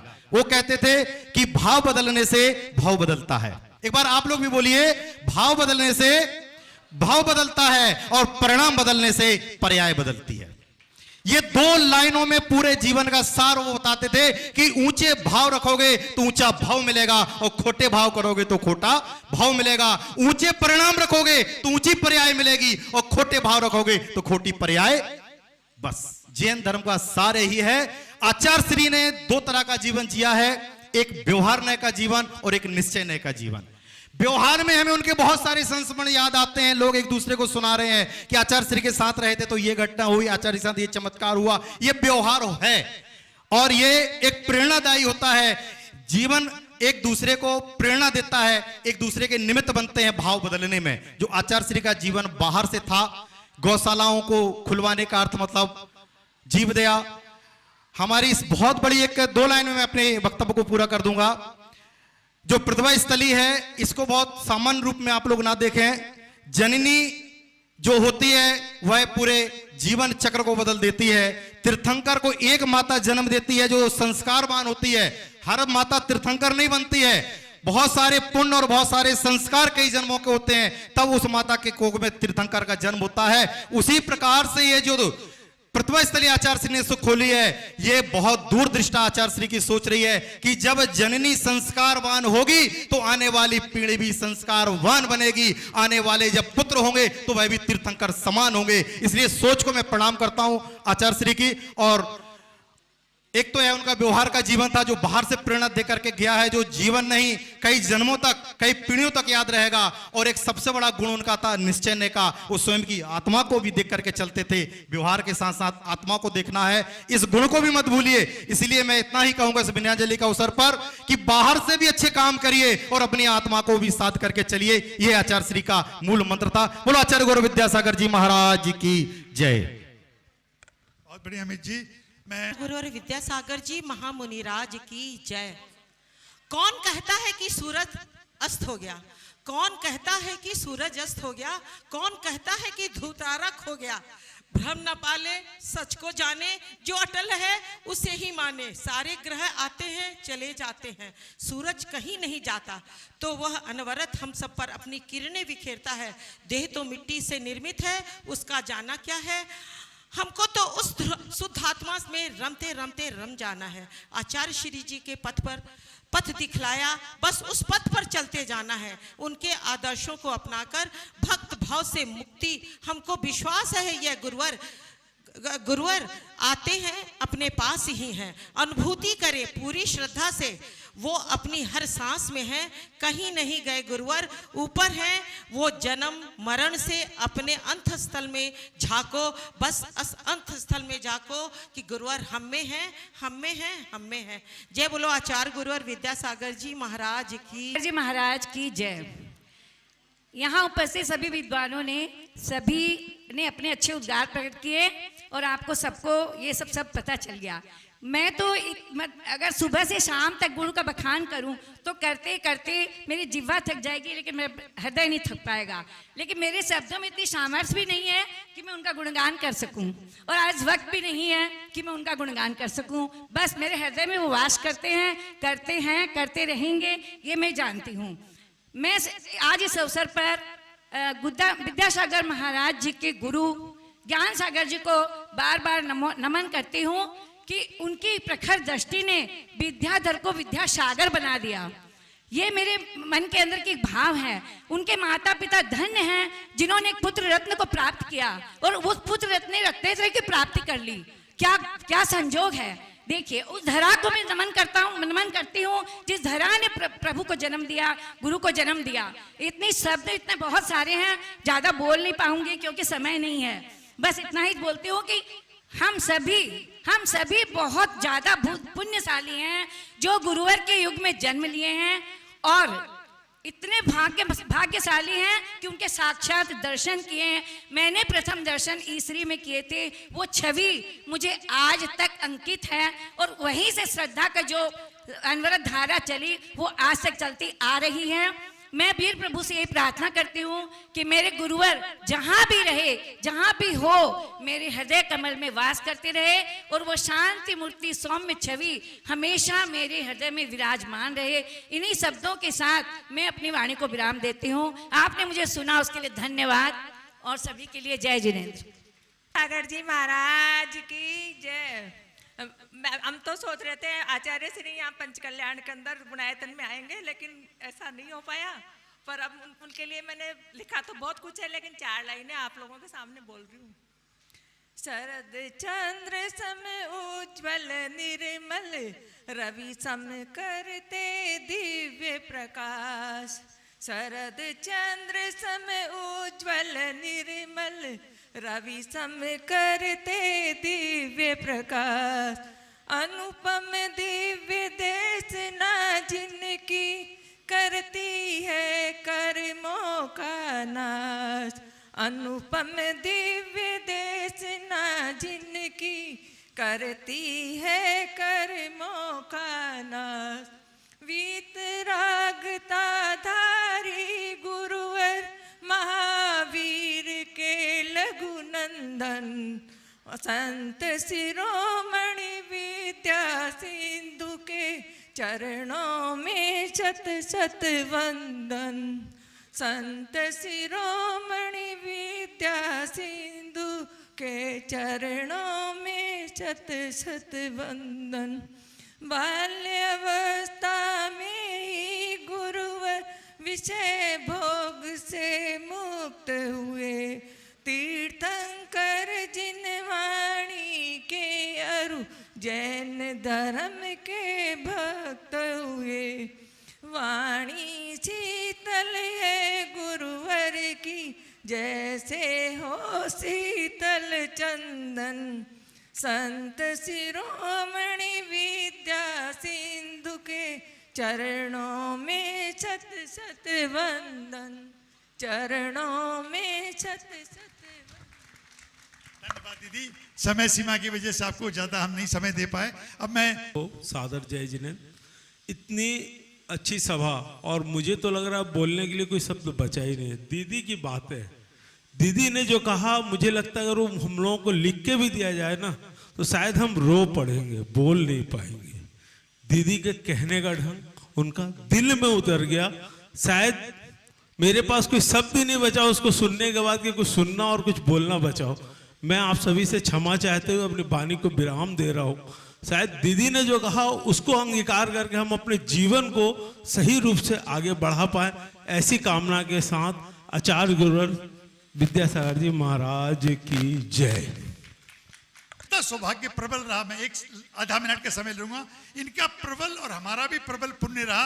इनको ये संजोग मिला, परम संजोग, कि गुरुवर के वहां पर डोंगरगिरी चंदन वहां पर जा सके ये, और जाकर के इन्होंने उस स्थान का, उस समाधि स्थल का इन्होंने वहां पर दर्शन किया और वहां की रज अपने माथे पे लगाई।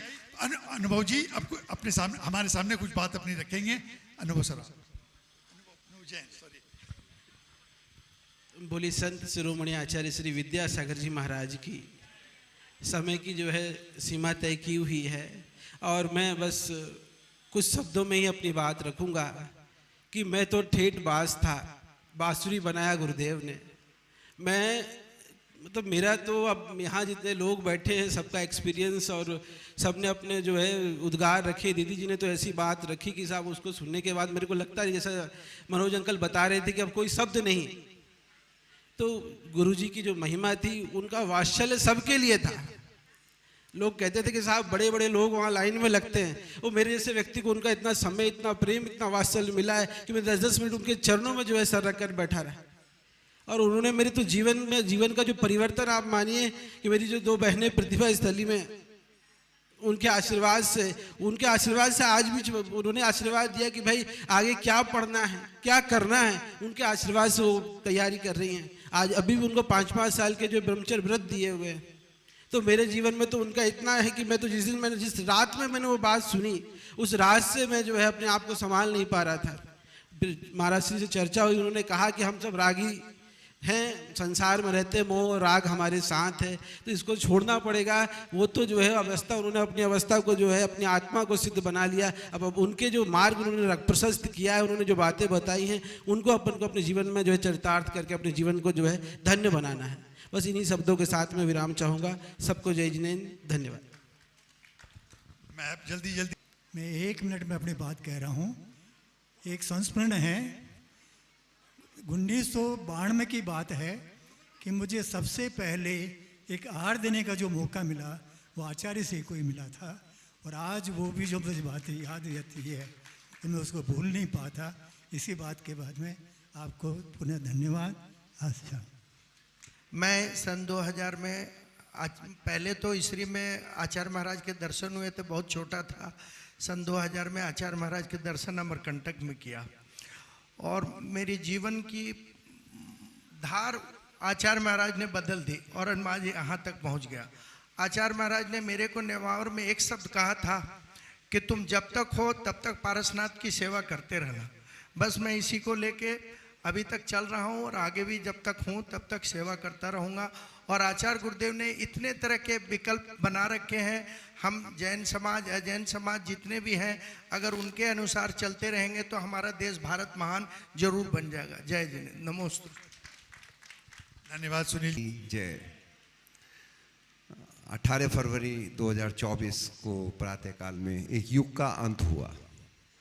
वो युग था परम पूज्य संत शिरोमणि आचार्य श्री विद्यासागर जी महाराज का युग। ये बात हमारे परम पूज्य गुरुदेव मुनि श्री प्रमाण सागर जी महाराज अपने सभी वक्तव्यों में कई बार उन्होंने कहा है।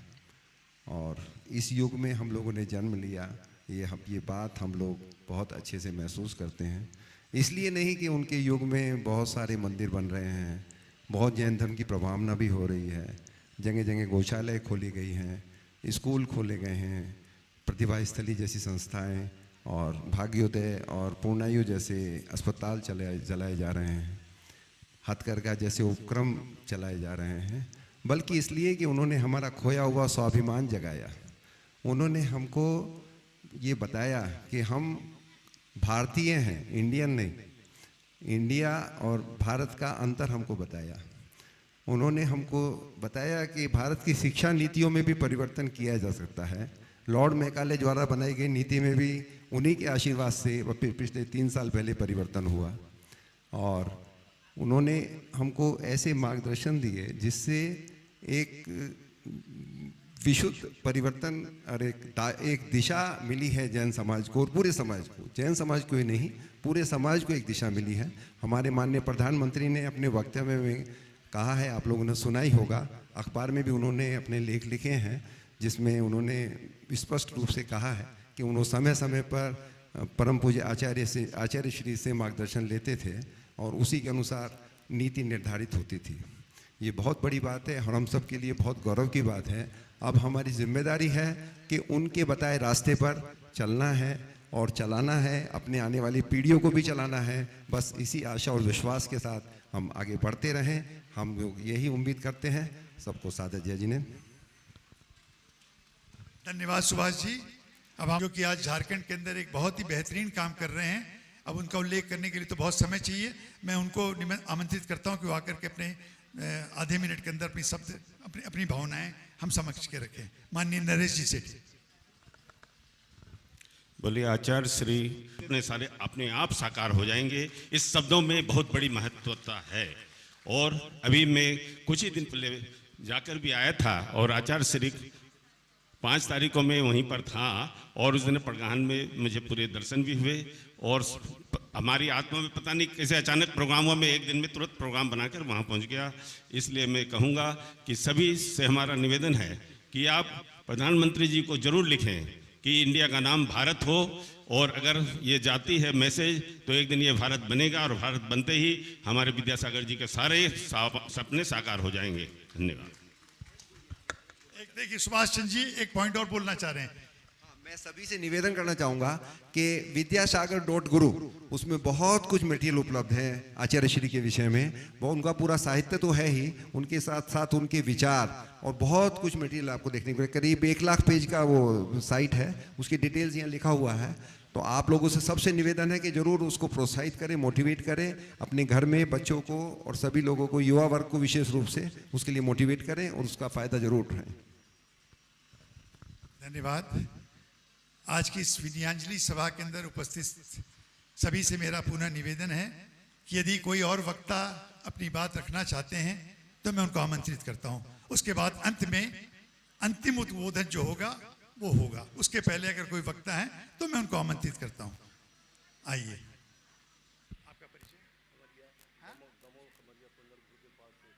देखिए दमोह कुंडलपुर के पास से आपका शुभ नाम? राजेंद्र जी जैन को आधे मिनट का समय देता हूं, अपनी बात रखें। कुंडलपुर के बड़े बाबा की जय, छोटे बाबा की जय। आचार्य श्री हमारे बुंदेलखंड में छोटे बाबा के नाम से प्रख्यात हैं, थे नहीं हैं। तो हम वहाँ बुंदेलखंड से हैं और कुंडलपुर के बड़े बाबा के पास ही से, दमोह के पास से हैं। तो हमारा सबसे बड़ा सौभाग्य है कि हम आचार्य श्री के समय काल में हमारा जन्म हुआ और हमने उनको देखा, उनका दर्शन किया, उनका अनुकरण किया। दूसरा सौभाग्य है, मैं आज आपको बताना चाहता हूँ कि आचार्य श्री का जन्म 2003 में हुआ था, संवत 2003, 1946 में। तो मैं घुटनों से रेंगने लगा था, तब मुझे पता चला था कि आचार्य श्री का जन्म वहाँ सतरागाह में हुआ है। तो ये मेरे लिए उससे भी परम सौभाग्य है। मेरी तो विनयान्जलि ये है आचार्य श्री से।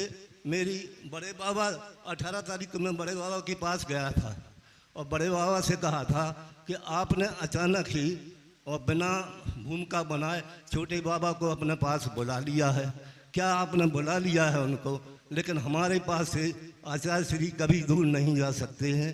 तो हमारा तो यही उद्गार है, यही भावना है कि हमें हमारे जीवन के अंत समय में उनसे हमें जो शिक्षा मिली है कि अंत में भगवान मरण समाधि के इस काल में ओम की जो है मेरे जीवन से ओम शब्द जो है आखिर में ओम ही मेरे जवान से निकले, ओम ही निकले, ये मेरी सच्ची श्रद्धांजलि है। बहुत बढ़िया साहब। और अगर कोई व्यक्ति अपनी बात रखना चाहे, कोई भी व्यक्ति अगर करना चाहे तो मैं उनसे निवेदन, जल्दी आ जाएं साहब, बिल्कुल 7.5 मिनट का समय बचा है शेष। हाँ, ये गिरिडीह से आ रही है साहब।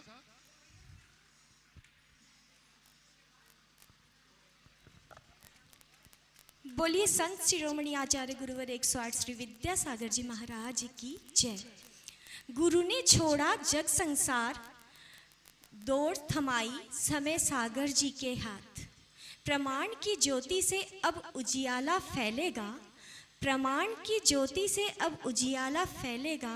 सुधा कलश बरसेगी हर द्वार हर द्वार। एक अलख ज्योति, एक चांद पूर्णिमा का, एक ध्रुव तारा आसमां का, एक सूरज की तेज सा, एक ज्ञान के सागर का, एक संत भारत माँ की गोद का, एक शिष्य माँ जिनवाणी का, एक साथी अहिंसा के अनुयायी का, एक राही सतपथ के राही का, एक सच्चे जिन धर्म के अनुयायी का। सारे जग में फैला प्रकाश है, संसार छोड़कर भी गुरुवर हमारे पास है। जिसने देखा और जिसने ना देखा सबको मिलता आशीर्वाद है। समान रूप से सब जीवों का करते पथ प्रकाश है। जब भी बुलाओगे दिल से गुरु का आशीष पाओगे, जब भी बुलाओगे दिल से गुरु का आशीष पाओगे। आवाज लगाकर तो देखो, आवाज लगाकर तो देखो, उनको अपने समीप पाओगे, उनको अपने समीप पाओगे। अंत में आचार्य श्री ने जिस धैर्य, समता और साहस की मूरत थे वो, जिन्होंने अपनी मृत्यु को मृत्यु महोत्सव बनाया। गुरुवर आप जहाँ कहीं भी हो, हम सबको भी ऐसी शक्ति दें कि हम सब भी अपनी मृत्यु को मृत्यु महोत्सव बनाकर समाधि मरण को प्राप्त करें और आपके समक्ष पहुँच पाएं। बोलिए 108 आचार्य गुरुवर विद्यासागर जी महाराज की जय। आचार्य 108 विद्यासागर जी महामुनि राज की जय।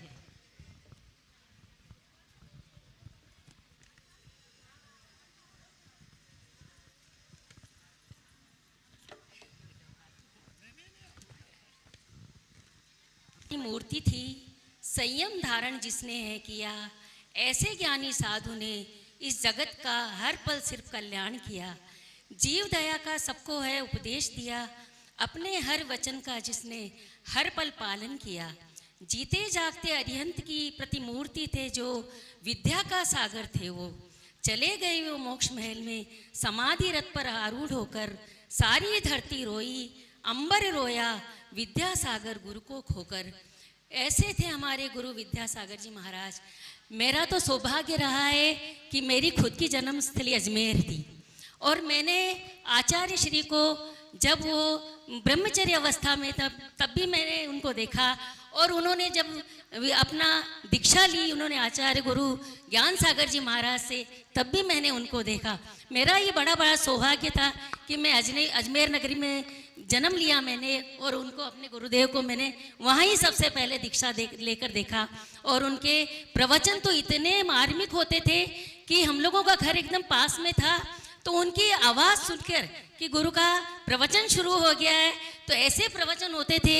इतनी भीड़ में भी ऐसे लगता था कि अगर कोई सुई भी गिराए तो उसकी भी आवाज़ हो जाए, ऐसा उनके प्रवचन होते थे। और उनकी भाषा और उनकी आवाज़ और उनका जो सुनते थे वो आज भी लगता है कि मेरे कानों में गूंज रहा है। और मैं तो अंत में यही कहूँगी, हमारे गुरु जहाँ भी हो वो अपनी मोक्ष महल की सीढ़ी को जल्दी प्रदान पाए और हम लोगों को भी ऐसा प्रसिद्ध मार्ग दे। बोलिए आचार्य शिरोमणि संत शिरोमणि आचार्य गुरु विद्यासागर जी महाराज की जय। विद्यासागर, ये इतनी लंबी यात्रा कैसे तय की गुरुवर ने? आपको ध्यान में है, विद्याधर से विद्यासागर, ये वो परिवार के विद्याधर थे जिनका सारा परिवार पूरे जैन सरमन संस्कृति को समर्पित था। उनके पिता, उनकी माताश्री, उनके चारों भाई, उनके दोनों बहनें, जानते क्या हुआ? जैसे विद्यासागर ने ये निर्णय लिया, विद्याधर ने निर्णय लिया कि मुझे मोक्ष मार्गी बनना है, मुझे मोक्ष मार्ग की तरफ अग्रसर होना है, उन्होंने जो निर्णय लिया, उस समय उनकी अवस्था क्या थी? मात्र 22 साल। 22 साल के उन्होंने उम्र के अंदर ये निर्णय लिया, और ये निर्णय जाके उस समय श्रवण बेलगोला के अंदर आचार्य देशभूषण जी महाराज विराजमान थे, उनके चरणों में जाकर के पड़ गए कि गुरुवर मुझे आप दीक्षा दीजिए, मैं इस मोक्ष मार्ग के बढ़ना चाहता। बोले नहीं बालक, तुम्हारी उम्र मात्र 22 साल है, तुम्हें मैं ऐसी दीक्षा नहीं दे सकता।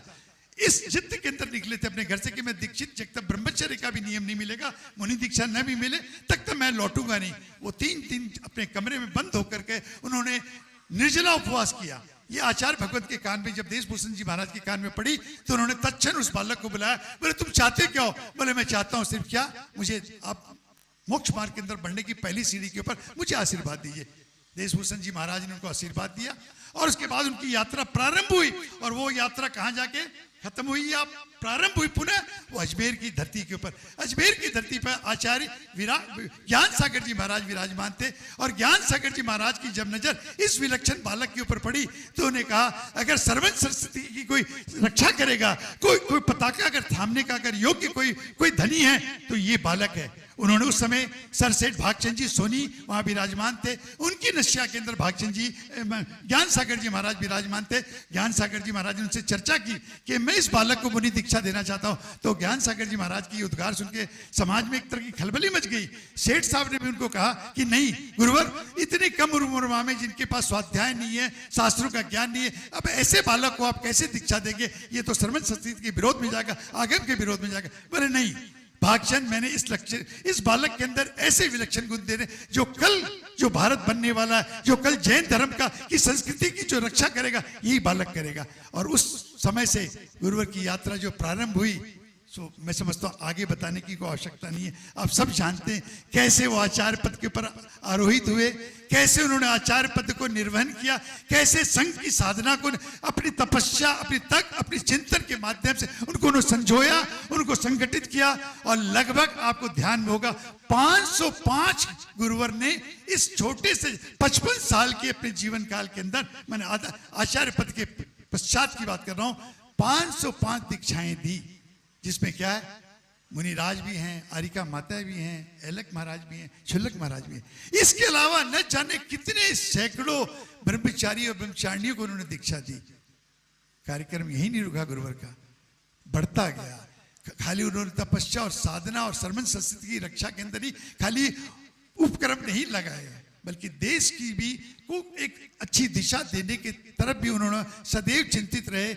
और इस कारण हमारे जो वर्तमान के प्रधानमंत्री यशस्वी श्री नरेंद्र मोदी जी हैं, वो एक नहीं बार कई बार गुरु चरणों में गए। अभी पिछले दिनों में जब आचार्य भगवान देवलोक गमन किए, उस समय भारतीय जनता पार्टी का अधिवेशन चल रहा है। देखिए कैसा संजोग, उन्होंने कहा मैंने जो कुछ भी किया इन 10 वर्षों में, मार्गदर्शन मेरा आचार्य भगवान विद्यासागर जी महाराज के चरणों से मिलता था, चरणों से मिलता था। और मैंने उन्हीं की बात को हमेशा उसका फॉलो किया, उसका अनुसरण किया। आज जो इंडिया को भारत करने का किसने दिया ज्ञान? आचार्य भगवत ने दिया। आज अंग्रेजी की जगह हिंदी बोलने का किसने दिया? आचार्य भगवत ने दिया। ये सारे काम आचार्य भगवत दिया। आपको एक और जानकारी के बारे में बताऊं, एकमात्र विश्व में ऐसे संत हैं, भारतीय संत हैं, जिनके ऊपर एक लाजवाब पिक्चर बनी, लाजवाब पिक्चर बनी, उसका नाम है विद्योदय। और आपको सुन करके आश्चर्य और आनंदित होगा आपका मन कि वो पिक्चर की इंटरनेशनल स्क्रीनिंग कहाँ हुई मालूम है आपको? लंदन के सबसे बेहतरीन सिनेमा हॉल में,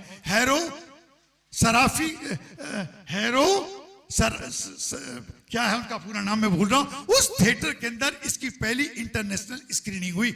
और उस स्क्रीनिंग को देखने वाले कौन थे मालूम है आपको? उस समय के वहां के वर्तमान प्रधानमंत्री कौन थे? प्रधानमंत्री मेरे को नाम याद नहीं आ रहा, वो प्रधानमंत्री। उनका एक ही कमेंट था, जानते उस पिक्चर को देखने के बाद, निकलने के बाद उन्होंने क्या कहा?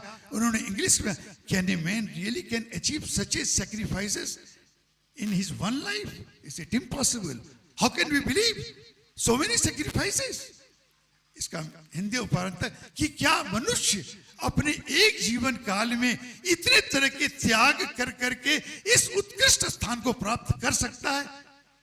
असंभव है। उनके लिए संभव था, हमारा आपके लिए संभव। हमको दिखते हैं आचार्य भगवान, ये उनकी और एक उनकी पुस्तक के बारे में जिसका मेरे जीवन में बहुत विशेष प्रभाव पड़ा, क्या मूक माटी। भोपाल में चातुर्मास चल रहा था गुरुवर का, हम लोग गए उनके कक्ष में गए, थोड़ा सा मेरे को रेफरेंस मिला, क्योंकि जो मेरे नाना ससुर भागचंद जी सोनी अजमेर वाले, उनसे आचार्य भगवंत का, क्योंकि पहला जो आहार आचार्य भगवंत मुनि दीक्षा के बाद मिला वो सेठ साहब के घर में मिला, तो वो रेफरेंस था। तो मैंने उस रेफरेंस के आधार पर गुरुवर के चरणों में गया। गुरुवर बहुत हमारे से, मैं और अपनी पत्नी के साथ गए, बहुत प्रभावित हुए और उन्होंने मूक माटी पुस्तक मेरे हाथ में दी, इस पुस्तक को तुम पढ़ो घर जाकर के। मैं आपको यकीन दिलाता हूँ मेरी स्टडी के अंदर आज भी वो मूक माटी किताब पड़ी हुई है। आप सबों ने यहाँ पर जितने भी होंगे अधिकांश लोगों ने मूक माटी का अध्ययन किया होगा। मेरा अपना व्यक्तिगत कहता, इतना बड़ा उसको मैं साहित्य कहता हूँ। इस साहित्य की रचना में आपको ध्यान होगा मात्र 3 पात्र हैं। कौन 3 पात्र हैं? ये धरती, मिट्टी, दूसरा कौन है? कुंभकार, और तीसरा कौन है? वो चकवा जिसके ऊपर मिट्टी घुमाई जाती है। सारे संसार के साहित्य को, संस्कृति को उन्होंने मूक माटी के माध्यम से, इन 3 पात्रों के माध्यम से वर्णित किया। अद्भुत, अद्भुत मैं कहता हूं। मैं नहीं समझता कि दुनिया में कोई ऐसा साहित्य होगा जो इतने कम पात्रों के अंदर सारे संसार की रचना को इतने अच्छे तरीकों से वर्णित किया। मैं नहीं समझता। मैंने जब मैं पढ़ता हूं, जब भी मैं अपनी स्टडी में बैठता हूं और उस पुस्तक का कुछ लाइनें, कुछ पन्ने पढ़ता हूं, और मैं यकीन मानिए आप भी जानते होंगे इस बात से, हर बार जब मैं पढ़ता हूं तो उसके एक नए अर्थ मेरे सामने आते हैं। लगता है कि कितने अर्थों के साथ ये छंद लिखे गए हैं, इम्पॉसिबल। और गुरुवर के जितने हाइकू हैं, न जाने कितने हाइकू उन्होंने लिखे। प्रमाण सागर जी अक्सर अपने प्रवचनों में उन हाइकू का जिक्र करते हैं। उन हाइकू को पढ़िए आप, ऐसे प्रेरणादायी हाइकू। जीवन को अगर देखना वो दर्पण है, उनको देखने के बाद आपको अपने जीवन के दर्पण में लगेगा कि मैं अपने जीवन को उन हाइकू में देख रहा हूं। ऐसे हमारे आचार्य भगवंत थे। आचार्य भगवंत कहीं नहीं गए, उनका युग समाप्त नहीं हुआ। अगर कहने वाले कहते हैं कि आचार्य भगवंत का युग समाप्त हो गया, मैं उनकी बात से सहमत नहीं है। युग कभी समाप्त नहीं हुआ। मैंने अपनी बात को प्रारंभ करने के पहले भी आपको कहा था, उन्होंने मात्र अपना नश्वर शरीर त्यागा है, सांसारिक शरीर त्यागा है। बाकी उनकी तो सारी जितनी चीजें हैं वो व्याप्त हैं सारे वायुमंडल में। जब तक ये धरती रहेगी, जब तक ये संसार रहेगा, विद्यासागर जी महाराज का नाम अमर रहेगा, अमर रहेगा, अमर रहेगा। जोरदार जयकारा लगाइए कि गुरुवर आज जो मोक्ष की तरफ विराजमान है, हम सबों की ये जयकारा उनके कान में जाए और उनका असीम आशीर्वाद हम सबों को मिले। बस इसी शब्दों के साथ मैं अपनी वाणी को विराम देता हूं। मेरा समय सीमा, मेरे सुभाष जी ने 2 मिनट का इशारा किया था, मैं लगता 2.5-3 मिनट ले लिया, उसके लिए क्षमा चाहता हूं। धन्यवाद। आप सब पधारे। पूरा गुणायतन और श्री सेवायतन परिवार आपकी इस विनयाञ्जलि सभा में आने के लिए आभार प्रकट करता है। और आने वाले दिनों में जो दीदी ने अपने शब्दों में कहा, सद्दी श्रद्धांजलि क्या होगी, गुरुवर के जितने बताए हुए सूत्र, जितने मार्ग, जितने उपदेश और जितने परिकल्प उनके अधूरे हैं, हम उसमें लग करके उन परिकल्पों को पूरा कर करके अगर करते हैं तो सच्ची मायनों में विनयाञ्जलि वही होगी। शब्दों की विनयाञ्जलि तो आज सुनी, अभी हम निकल के अपने घर जाएंगे, खाना खाएंगे, रात को सोएंगे। चलिए आई गई बात, उससे नहीं है। आप ये एक शपथ लेके जाइए कि हम विद्यासागर जी महाराज के जितने भी सूत्र उन्होंने बताए, हम उन सूत्रों का अंगीकार करेंगे और उनको जीवन, अपने जीवन में और समाज के जीवन में उसको घटित करने की का प्रयास करेंगे। तभी ये जीवन सार्थक होगा और तभी आचार्य भगवंत के प्रति हमारी सच्ची श्रद्धांजलि सार्थक होगी। जय जिनेन्द्र। धन्यवाद।